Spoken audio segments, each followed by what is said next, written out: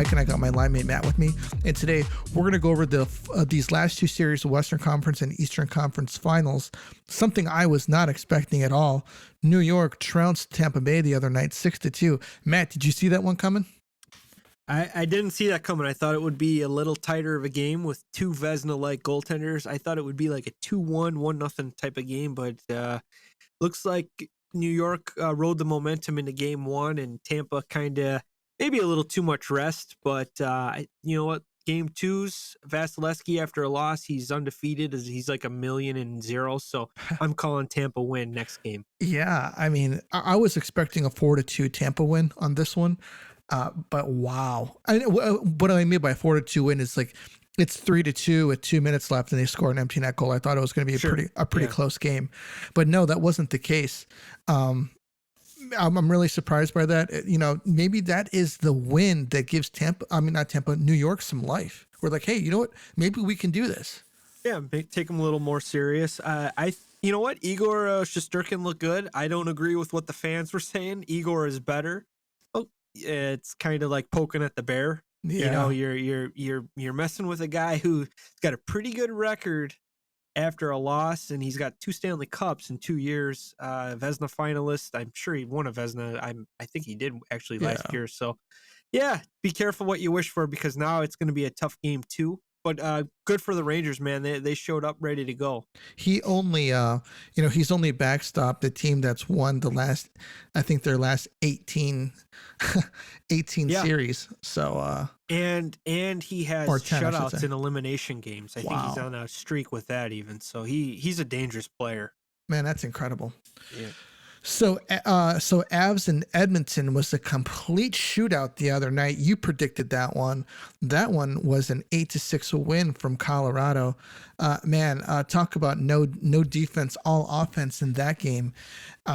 Matt, do you think that Edmonton has what it takes to put this Colorado team away? So, game one, man, I was kind of impressed with Edmonton, because they were kind of fighting and they were getting close. Mike Smith was bad. I mean, he's the last couple, I think the last 2 game ones in both series, he's been yanked. And quite honestly, I know tonight is another game, but I'm surprised he didn't get yanked today. But Edmonton was fighting in game one, but Colorado is just too much. And I know, what's his name? Darcy Kemper is out. I mean, he left the game early. Game one, and I think that could be a problem for Colorado. But I think their scoring is just so good, it doesn't really matter who's in net. Right. Yeah, it just seems like this Colorado team is just built more complete than this Edmonton team. Colorado won tonight 4-0 against Edmonton. That takes that series 2-0. Tomorrow is the game 2 for Tampa Bay and New York. I'm telling you, man, I thought that, Edmonton has been this team that has been willed by Connor McDavid, but I think that's going to be the chink in their armor, to be honest with you. I don't think that he alone is going to be enough to take over this this Colorado team. Yeah, he was a non-factor tonight, game 2. Talking about, and Evander Kane at the end of the game, he was playing pretty dirty, throwing elbows, cheap shots, and even Darnell Nurse threw in a couple of cheap shots. So the Avs were getting to him. They couldn't score any on the backup. I believe his name is Francois or something, but yeah, that's the thing, you don't even know who the backup goalie is, because he barely got in. He got a shutout and he didn't even really get any action. Right. But that second period, man, I think they got 3 goals in a matter of 2 minutes. I actually got home just in time for that. Mike Smith gave up a bad second one, and then the next one was just a good 2-on-1 Avs play, and then the last goal, the 4-0 lead, actually being not the game winner, but the last goal scored was McKinnon. That was just a one-timer blast with no space. Just the guy is hungry, man. Yeah. And you know what? I think he wants to prove something to people, like, hey, I'm up there with McDavid too. So after tonight, man, his shot was elite and he's showing it. Well, I would say a couple of years ago, he was, maybe 2 years ago, he had been in the MVP, conversation for a few years, and I think he had an injury last year, and I would say he hasn't been up to that level since then. Would you agree? Yeah, you think like McDavid and Draisaitl were kind of running away with like being the number one and number two best guys, but Yeah, after watching McKinnon this playoff, man, he's really turned it up. Even this season, he looks good. And I know he missed the first 10 games, yeah, but he did. definitely top 5 in the league, one of the best players in the league, and he's just playing better than these guys right now, and his team is too. So it's a team game, and he's leading the way. Do you think that Edmonton's defense could maybe salvage, make this a little bit more competitive? Because, they're obviously a team that needs to play Connor's way, and Connor's way is fast and loose. But the problem is that when you're playing fast and loose, that opens you up on the defensive side of the puck, which is definitely something you don't want to do when you've got a high flying team like Colorado. Do you think that Edmonton maybe needs to scale back, like on this run and gun type of thing, because they're playing, such a lethal team like Colorado? Yeah, absolutely. I think they need to tighten up, play a little St. Louis Blue style on these guys, and try to get them to take penalties, and let Connor and Draisaitl, Kane do their thing. We know they could score on the power play like nothing. They got a great power play, and Connor usually is going to be open if it's 5-on-4. And yeah, like you said, even tonight, I think the defense, they were pinching, they got caught, a couple odd man rushes, and Colorado made them pay. They were just outworking them and everything. And even Cale Makar, man, Connor got some space. I believe it was the first period. He got like a good jump on Makar. Makar got back in time and just poke checked the puck away, and it was a very good defensive play. And I kind not like really hard on the guy for his defense, but I didn't know I didn't know his defensive game was so good, because I'm more of a Victor Hedman fan. Yeah, I me think too. Victor is better right now, but I think Makar can get there. Well, here's the thing: is that I think Victor Hedman could cover, Connor McDavid, but Makar has the ability where if he makes a mistake, he has the skating ability and the speed to recover on a lot of guys. And a lot of guys, they don't have that in their skill set to cover McDavid. Now, somebody I do want to talk about is gosh, man, I drew a blank on his name. Oh, Carlson. He was a great defenseman for Ottawa. Oh, Erik Karlsson. Erik Karlsson. Yeah. Great defenseman, great skater. But you know what? I don't think that he's as good of a skater as Makar is, or has ever been as good as Makar. Makar is, an elite, generational talent playing on the defensive side of the puck that's got great skating ability. And you need that to defend against Connor McDavid. And I just don't think that a lot of teams have that. And as you mentioned before, he could be the X factor here. And I actually saw a replay of that play. And I think that's an example of him showing how he can be the X factor in this series. And that effectively shuts down Connor McDavid. If you shut down Connor McDavid, this team is done. Draisaitl doesn't have it to take this team on his back and win a playoff series. I don't think that he has that. I think he's kind of like like a Scottie Pippen. He's great, an all-world talent, Hall of Famer type of guy, but he's not Michael Jordan. And obviously Connor McDavid is the Michael Jordan in this situation. Yeah, if not McDavid, if or Makar I should use a hockey reference. We'll say Connor McDavid is the Wayne Gretzky of this situation, and we'll call Draisaitl the Yari Curry. How about that? I'll even keep it with Edmonton.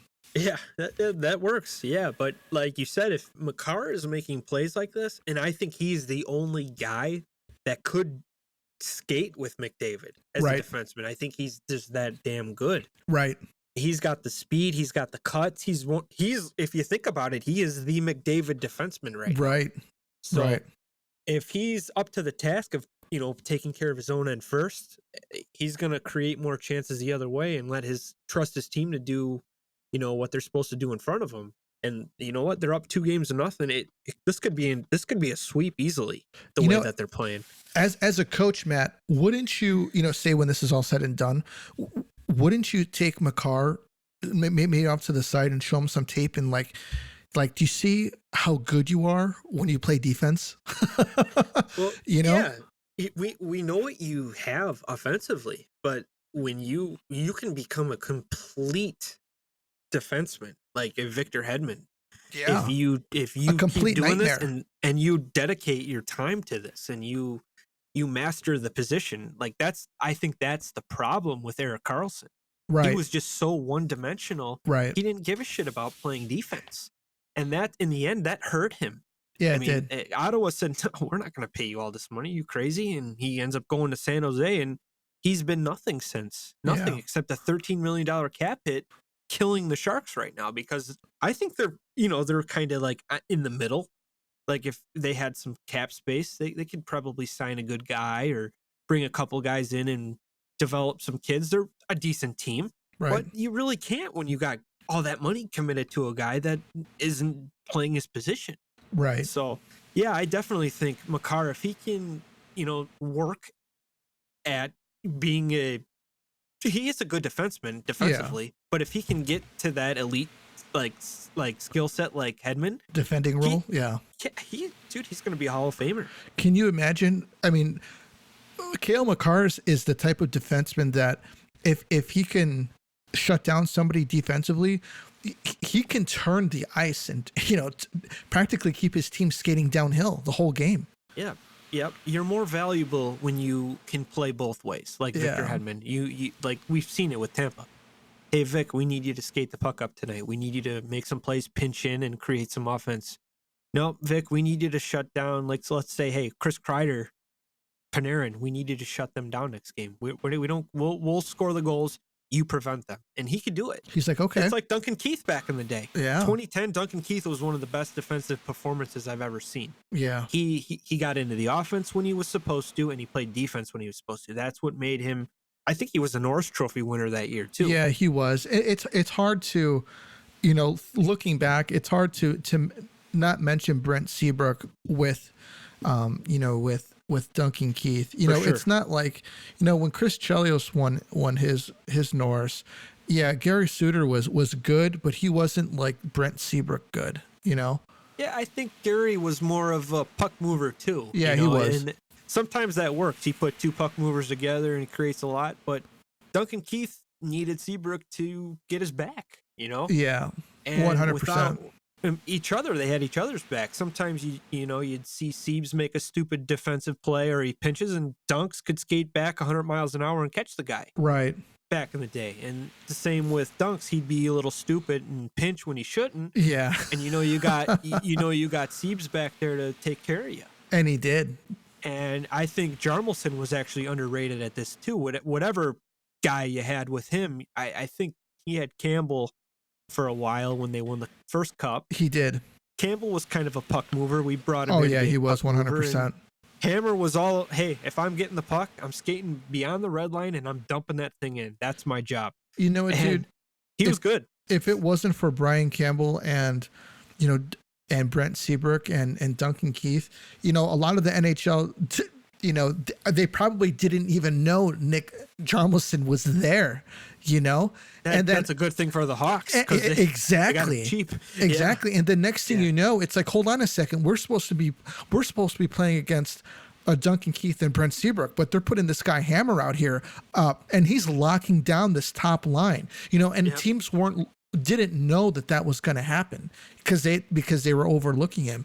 And man, what a what a great time. 63 block shots a game. And the dude is like 150 pounds. And and whatever defensive partner you put him with, he was good too. He made Johnny Oduya good. Yeah, he did. Campbell was good with them, and whoever. They played really well together, though. Johnny Oduya and Hammer, they were great. They had great chemistry together. Yeah, two Swedes, I believe. They were really good together, and it was entertaining. But I think with Makar jumping over to the Avalanche again, he's got that Devin Taves, and he's been a good complementary player with Makar too, because he's more, I'd say, like Off a the two-way. radar.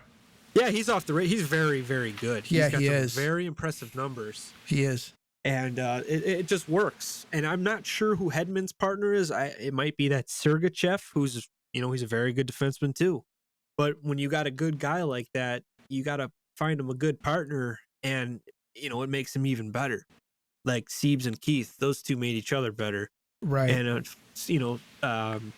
Dunk's obviously got more of the accolades, but Siebes is a 3-time Cup champ. He scored some big game-winning goals for a stay-at-home defenseman. I remember that Red Wing game, at Game 7. He was huge. So, well, I don't know, man. What do you think about this series? Do you think it's going to go sweep, or do you think Edmonton could squeak one in? I think that there's a possibility that Edmonton could squeak one in, but especially if they have the ability to score 6 goals. But I don't think that they can handle the onslaught that's going to come from Colorado, because that onslaught is going to keep Connor McDavid off of the ice. And if he's not on the ice, they're not generating offense. And if they're not generating offense, that's pretty much just saying we're just waiting for this other team to score. So yeah, I'm just not sold on Smith. He just looks really shaky. He had a good first period. It was 0-0, I believe, but then that second period, it was like a 3-minute just meltdown from the Oilers, and he just couldn't come up with that big save.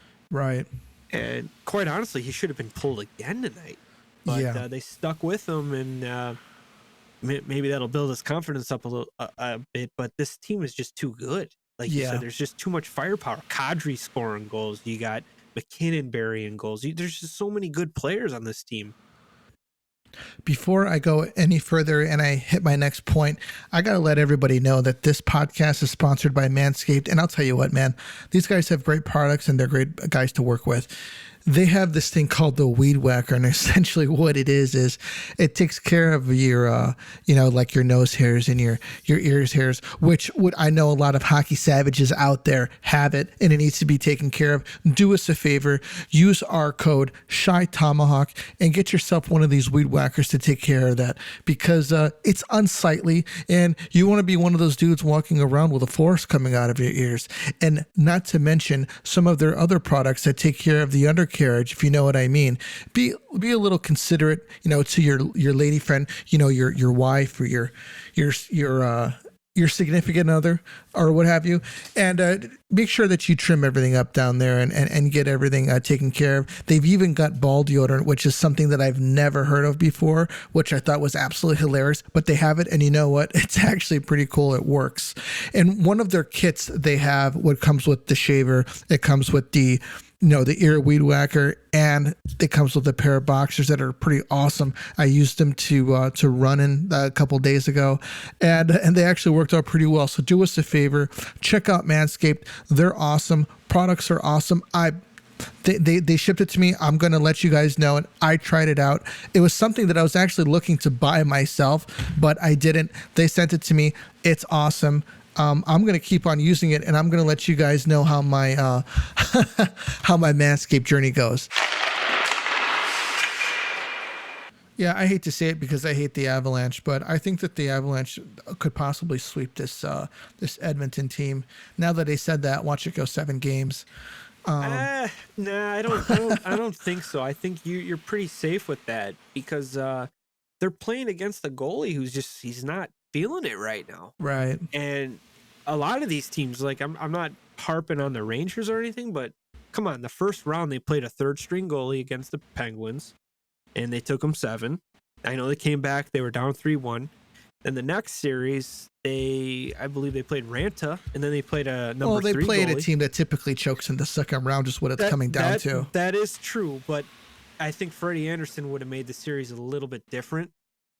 Maybe he could have got that extra win that would put them over. And this takes us into the what ifs with Vegas. True. What if Vegas had their goalie Laner, who was who's supposed to be their guy, going down the stretch when they need him the most, and he's not there. Same thing with Carolina. They needed Frederik Andersen. They needed him at the end the most, and he wasn't there. And this is the difference between these teams that are going and having playoff success, and there's other teams that are not, especially these. We got to call Vegas a fringe team now, because their window's closed. Yeah, I think it's closed, and you're better off tearing it down, because it's not going to happen. You're another year older, and you pissed off your starting goalie, and you're pissing off everybody. Who has a serious injury, and one of their star players has another serious injury. Yeah, his back's terrible. That's not what you want to hear. And then Eichel played with a broken thumb for 5 or whatever it was, 2 months. Fuck, man. The guy sat out for a neck surgery, but he played with a broken thumb. Yeah, so that's crazy. It is. I would have been like, weird. look, we need to shut this guy down. We just got him. Just got him, and we're paying him $10 million a year. And he's out there playing with a broken thumb, which you need to play hockey. Could you imagine trying to fire off a wrister without a thumb? How do you shoot? Whatever thumb it is, you can't get a good grip on either the top or the lower end of the stick. So I'm not sure about that. But we got a little bit off track. But I'm saying Rangers. No, it's okay. The Rangers are facing a starting elite goalie, and hey, they got to win. So, but I think it's going to be a little different. Same with the other series. The goalies aren't really sexy on this other side, the West. Right. They're not really special. They're just, we make enough saves to get the win, and you guys put a lot of pucks in net. Right. But I think game 2 tomorrow night with Tampa and New York is going to be a lot tighter. I'm going to call it 3-1 win Tampa. Tampa. Yeah, I think Tampa's going to win just because the numbers say Vasilevsky's a beast, but watch it the streak end tomorrow, because we're talking about it. Sure hope not. I could see him getting a 3-0 win. Yeah. All right. Well, on to a little bit of NHL news. Sutter wins the Jack Adams Award for the Flames. And I was not sure if you heard about that, man. That was your call. Yep. He 100% deserved it. This was a team that was, playing pretty much bottom of the barrel. And before you know it, they just dominated the whole league this year. They turned into a juggernaut until they got to the playoffs. And then, but you could thank the good coaching, and he instilled a system there. And you got to tip your hat to Daryl Sutter. This isn't the first time that this guy has turned an organization around and turned them into a contending playoff hockey team. So, he knows what he's doing. I think that a lot of people should take note. Young coaches should take note what he does, and do what you can to try to replicate that. Yep. He's an old dog, and he's sticking to what he knows best. And we've seen what he's done with the Kings, 2 cups, and changed that whole franchise around, got him over the hump. And I think he's going to do it with the Flames maybe next year or the year after. I think they still got a window depending on where their big free agents are going to go. But yeah, I think he's the right coach for that team for sure. Yeah, it's too bad. Sean Monahan is. I think he's getting to the end of the rope of his career, which is unfortunate, because he was a good player for them for a long time. They're finally having some success, and, it might be time for him to kind of pack it up, man. Yeah, it's kind of like Taves' situation. You don't want him to go. He still thinks he could play, but you know what? You're one hit in the head away from being seriously, injured. So you got to think about your health. If you think about it, they're only in their 30s. And that's considered old in the NHL. Oh, yeah, definitely. You got another 60 years, 50 years of life. You don't want to be, miserable every day. You got to enjoy yourself. Yeah. Marty St. Louis still remains the Canadiens coach. What do you think of that? That right there? Love it. I think they brought him in to kind of get Cole Caulfield going. And he did, man. I think Caulfield, since he came up, he had 35 points in 37 games, and he ended up, getting back into the Rookie of the Year conversation. and he was, I think he scored 0 goals in the first 20, but then when St. Louis took over, he really turned it up, and that's what you need out of your franchise player. And I think St. Louis is the right coach to push these guys. He's got a lot of enthusiasm and energy on the bench. He's very likable, very knowledgeable, well respected throughout the whole league. When he played, all the players loved him. And I think he's going to bring that same energy into his coaching role. Yeah. Cole Caulfield, they showed a picture of him taking a team picture in the AHL. Dude, he did not look happy. And it makes you wonder, as like, if there's like some maturity, some maturation that needed to happen with this kid, and then, bring him back up. Yeah, I mean, that's got to sting, when you're in the Stanley Cup final the year before, tearing it up with Suzuki, and you guys, you're competing for the cup against Tampa. The next year, you're kind of starting off slow, and it's not going right, and they send you down. It's a big kick to the gut. So I'm glad he got his opportunity to get called back up. The team was just terrible this year. I didn't really agree with sending him down because of the team so bad, but it built his confidence maybe, and it gave him a little bit extra motivation. But I think Marty St. Louis being behind the bench, being a small player like Caulfield is, I think it really helped this game. And I think next year he's going to be fine. Yeah. Well, hey man, that's all that I got. Do you got anything else? Yeah, I actually heard a little bit of Hawk news today. I heard that they ended up firing a guy, or I'm sorry, he left over the town hall meeting that Rocky Wirtz had. I believe it was he used to work for Cap Friendly.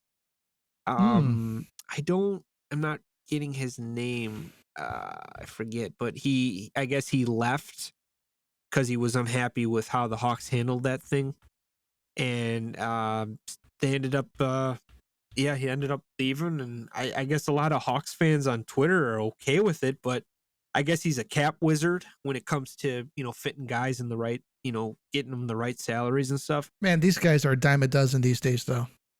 Yeah, the analytics guys, yeah, but this guy, Cap Friendly was a good site. I don't think it's legit anymore because it's kind of, didn't the NHL kind of stop that to give privacy to the players or whatever. But I mean, we all see them when they sign their big deals. We know what they're making and stuff. So I think it's cool when you find out like, hey, this guy signed for 10 years, $100 million, and his cap hit's like, 10 point whatever a year. And it's cool when you work it into the salary cap and stuff. But yeah, I think the guy was just embarrassed of how Rocky Wirtz handled that, and he didn't want to be a part of it. So the guy moved on. Yeah. I think that I get it. Sure. If that's it, I actually respect that, because I think that there's a lot of people that will throw a temper tantrum and they expect the organization to kind of do what they want instead of just saying, hey, this isn't for me, I'm going to take off, type of a thing. And I actually respect that. Maybe if he had a conversation with somebody and maybe it didn't go the way that he liked it, maybe that is what happened. I don't know, but yeah. Well, his name is Dominic Zerm. Yeah, he is the co-founder of Cap Friendly. Yeah, I remember. Didn't he leave so that he can take this job?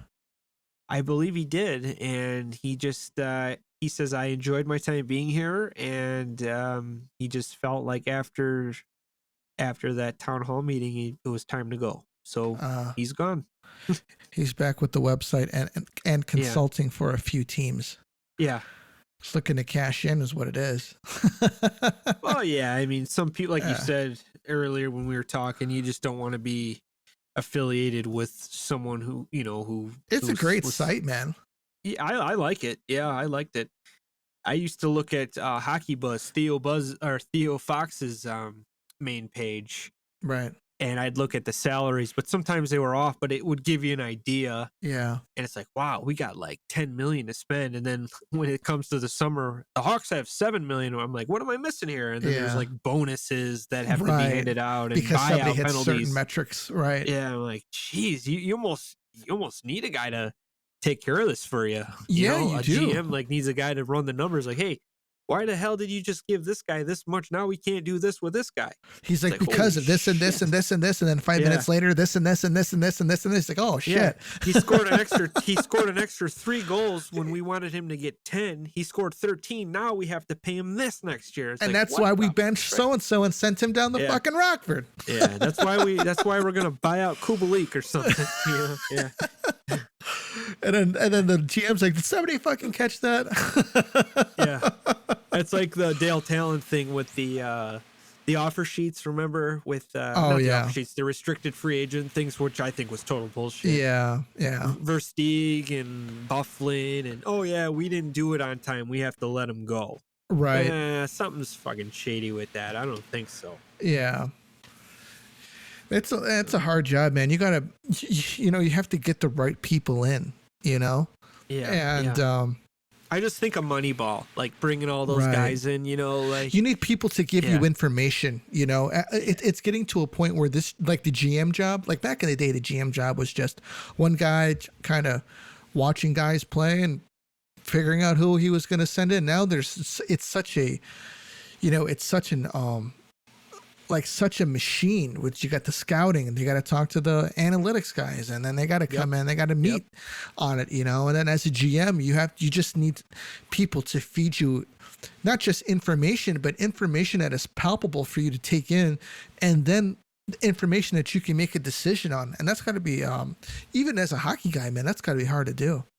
Yeah, I think it's good to have a hockey minded like guy in charge. Right. Maybe hire what's the guy from Moneyball? Billy Bean. Like a Billy Bean, like his assistant, with just good numbers guy.